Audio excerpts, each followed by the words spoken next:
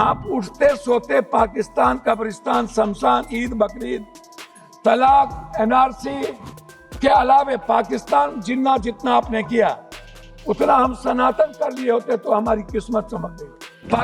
पाकिस्तान की बात करके आप राजनीति को जिंदा रखते हैं, क्योंकि आपकी दुकान सिर्फ पाकिस्तान से चलती है। जिस दिन हिंदू मुसलमान करना बंद कर दीजिएगा उस दिन एक सीट नहीं जीत पाएगी। मैं वाद विवाद में नहीं जाऊंगा।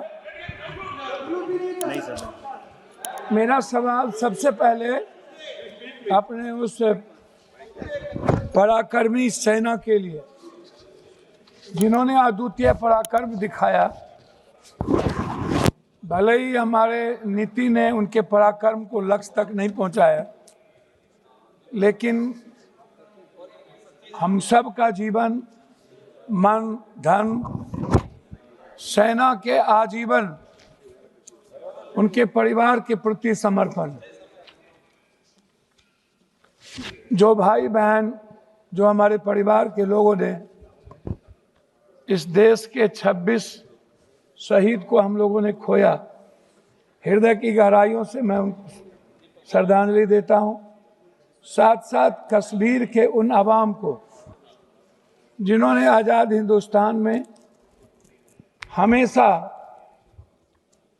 शहादत दी है हर मोर्चे पे, मैं उस परिवार को, उस पिट्ठू भाइयों को, उस घोड़े वाले को, सभी अवाम को जिन्होंने पूरे देश के उस पहलगाम में हमारे बच्चे भाइयों की हिफाजत की, उसको दिल की गहराइयों से पूरे सदन और देश हम सब उनके प्रति कृतज्ञ हैं। जनाब, पुलवामा क्यों? पुलवामा के बाद 18 23 घटना। अध्यक्ष एक मिनट भैया प्लीज हमारे बीच में ना बोलिए। पुलवामा के बाद लगभग उरी से लेकर के पहलगाम तक छोटी और बड़ी लगभग 23 से 24 बड़ा हमला हुआ। 11 साल नरेंद्र भाई मोदी जी प्रधानमंत्री रहे। 370 की ढिढोरा पीटी गई। कहा कि 370 के बाद आतंकवादी कमजोर हो जाएंगे और खत्म हो जाएंगे। 370 के बाद आतंकवादी हमला बढ़े, हमारे सैनिक जवान की शहादत हुई और हमारे भारत के स्वाभिमान और सम्मान पर ठेस पहुंचा। मेरा सवाल सरकार से है कि 3 क्विंटल बारूद पुलवामा में जो आए और पुलवामा के घटना के बाद आप एक नया चुनाव लड़ लिए, कम से कम भगवान का तो राजनीतिकरण होता ही है। इस देश की जब आप राष्ट्रवाद की बात करते हैं तो आपको मानवतावाद को पहले बात करना पड़ेगा। हमारे डिफेंस मिनिस्टर संगच्छध्वम संबद्धध्वम समवो मनाम सिंजानतम देवा भाग्यम यथा पूर्वे संजानना उपासते समानी वयाकुति समाना हृदया निभा समानो मस्तो नमा यथा वह सुशासन। एक लाइन बोले और लाइन वो भूल गए। और इसी में है भारत की पूरी संस्कृति, पूरी सनातन, पूरी वसुधैव कुटुंब, पूरा सर्वधर्म संभाव और सार्वभौमिकता।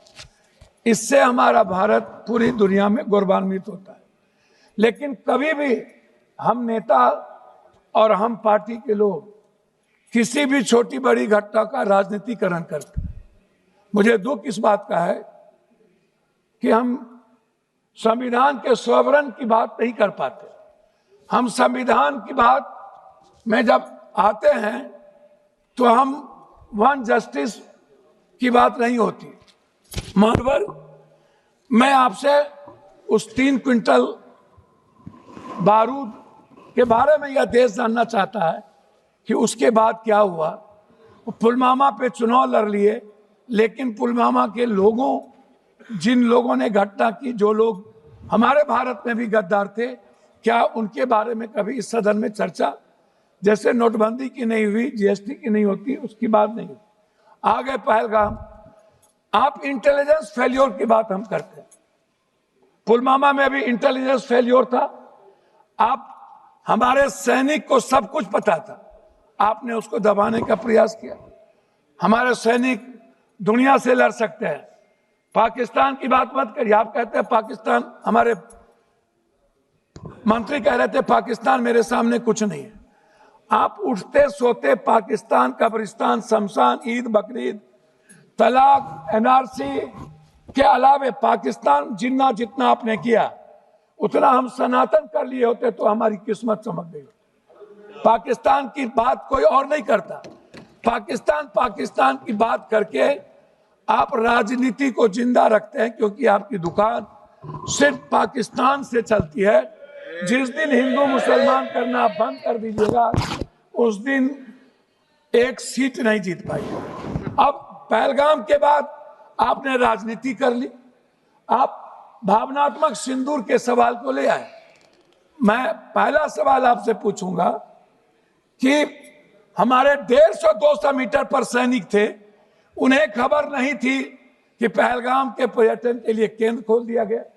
हमारे कश्मीर फोर्सेस को पता नहीं था, हमारे किसी इंटेलिजेंस को पता नहीं था।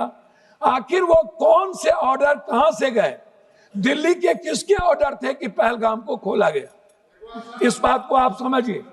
ये बात सभापति महोदय, सबसे महत्वपूर्ण है ये जानना कि इंटेलिजेंस किसके साथ है। इंटेलिजेंस क्या गृह मंत्री जी देखते हैं? क्या गृह मंत्री जी को किसी बात की जानकारी नहीं थी? हम नहीं, आप नहीं, ऐसे नहीं अध्यक्ष जी, कम से कम ऐसे। मैं आंशिक रूप से आपसे एक बात कहना चाहूंगा, गृह मंत्री जी, आप हमको मालदीव इंदिरा गांधी जी को मैं ले जाना चाहूंगा, आपको थोड़ा सा समय, हमको 2 मिनट समय दिया। वास्तविक में आधुनिक क्षुतम क्षमता में सुधार धीमा। मैं आपको नेपाल से दूरी और चीन की घुसपैठ की बात करूंगा। 2015 में कथित ब्लैकबॉर्ड के बाद नेपाल का भारत विरोधी भावना बढ़ी। नेपाल ने भारत से दूर होकर चीन से सैन्य और आर्थिक समझौता किया। नेहरू और राजीव गांधी के समय नेपाल का भारत मित्र था। मालदीव में इंडिया आउट पर्यटन बहिष्कार, 2023-24 में भारत विरोधी बयान, भारत सेना की वापसी, मालदीव ने चीन की गोद में जगह बनाई, भारत मौन रहा। इंदिरा गांधी के समय भारत मालदीव समुद्री संरक्षक, सीएए, बीएसएफ गोलीबारी, बांग्लादेश और भारत विरोधी माहौल, भारत के खिलाफ जनभावना बढ़ी। चीन ने वहां बंदरगाह परियोजना शुरू की। 1971 में इंदिरा गांधी बांग्लादेश बनवाया। श्रीलंका ने, मैं लास्ट कर रहा हूं सर, श्रीलंका ने रद्द किए भारतीय अनुबंधन। नए राष्ट्रपति ने भारत समर्थित समझौता रद्द किए दिए चीन। ईरान से रिश्तों में गिरावट, चाबहार पोर्ट परियोजना धीमी हो गई। राजीव और इंदिरा जी के समय ईरान भरोसेमंद साझेदार था। SARCC, BIM, STC निष्क्रिय। चीन से डर और अमेरिका। अब लास्ट में कर रहा हूं, तुर्की के साथ टकराव और व्यापारिक गिरावट, व्यापार, विमानन और डिप्लोमेसी।